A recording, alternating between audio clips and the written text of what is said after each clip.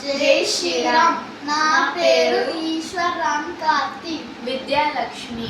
మేము సంస్కృతి విద్యాలయంలో భగవద్గీత శ్లోకాలు నేర్చుకుంటున్నాము.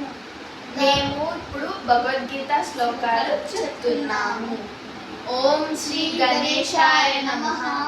ఓం సరస్వత్యై నమః. ఓం శ్రీకృష్ణ పరమాత్మనే నమః. ధర్మక్షేత్రే కురుక్షేత్రే సమవేతాయుత్సవః మామకా పాండవశ్చైవ కిమకుర్వత సంజయ. కర్మణ్యేవాధికారస్తే మా ఫలేషు కదాచన మా కర్మఫలహేతుర్భూ మా తే సంగోత్స్వకర్మణి.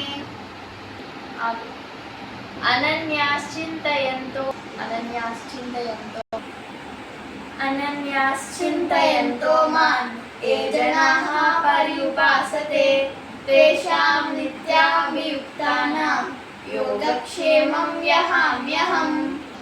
ఉద్ధరేదాత్మనాత్మానం నాత్మానమవసాదయేత్ నాత్మైవ హ్యాత్మనో బంధురాత్మైవ రిపురాత్మనః.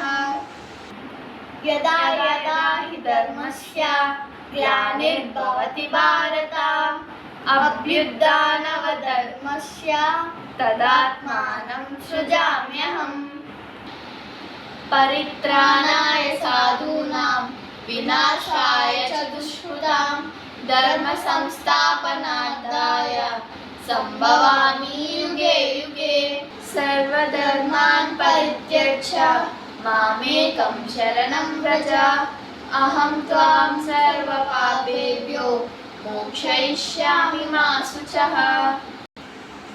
అహం వైశ్వానరో భూత్వా ప్రాణినాం దేహమాశ్రితః ప్రాణాపానసమాయుక్తః పచామ్యన్నం చతుర్విధం. క్రోధాద్ భవతి సమ్మోహః సమ్మోహాత్ స్మృతివిభ్రమః స్మృతిర్భ్రాంసా బుద్ధినాశో బుద్ధినాశాత్ ప్రణశ్యతి.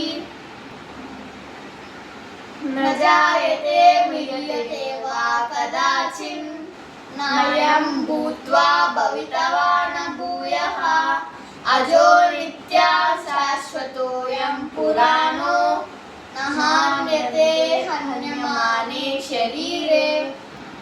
తస్మాదసక్తః సతతం కార్యం కర్మ సమాచరః అసక్తో హి ఆచరన్ కర్మ పరమాప్నోతి పురుషః. బ్రహ్మణ్యాదాయ కర్మాణి సంగం త్యక్త్వా కరోతి యః అసక్తో హి ఆచరన్ కర్మ పద్మపత్రావివాంబసి.